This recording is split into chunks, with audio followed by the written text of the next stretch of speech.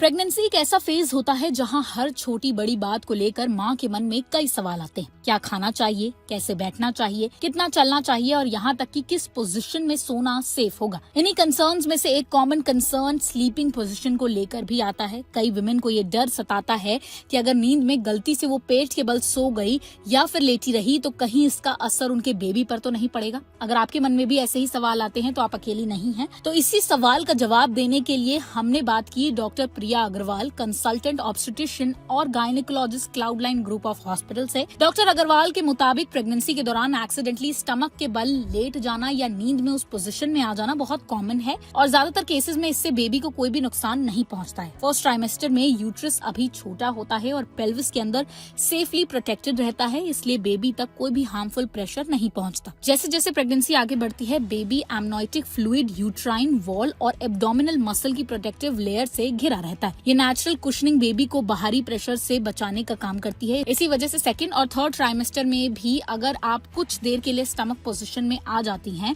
तो आम तौर पर पैनिक करने की जरूरत नहीं होती। दरअसल बेबी बढ़ने के साथ साथ पेट के बल सोना खुद ही अनकंफर्टेबल लगने लगता है और बॉडी नेचुरली पोजीशन चेंज करने लगती है। एक्सपर्ट्स कहते हैं कि लेट प्रेगनेंसी में स्टमक स्लीपिंग से ज्यादा कंसर्न बैक स्लीपिंग को लेकर होता है, क्योंकि लंबे समय तक पेट के बल सोने से ब्लड सर्कुलेशन अफेक्ट हो सकता है। इसलिए doctor side sleeping, specially left side पर सोना रेकमेंड करते हैं। ये प्लेसेंटा तक ब्लड फ्लो को सपोर्ट करता है और माँ और बच्चे दोनों के लिए बेनिफिशियल माना जाता है। तो अगर आप नींद से उठकर खुद को पेट या पीठ के बल पाती हैं तो घबराने की बिल्कुल जरूरत नहीं है। बस अपनी पोजीशन आराम से आप चेंज कर लीजिए और आप वापस सो सकती हैं। प्रेगनेंसी में सबसे जरूरी है अच्छी और रेस्टफुल स्लीप, जो माँ और बच्चे दोनों की हेल्थ के लिए बेहद फायदेमंद मानी जाती है। तो अगर आपको वीडियो इन्फॉर्मेटिव लगी हो तो इसे लाइक और शेयर जरूर कीजिए और ऐसी और हेल्थ से जुड़ी खबरों के लिए देखते रहें ओनली माय हेल्थ।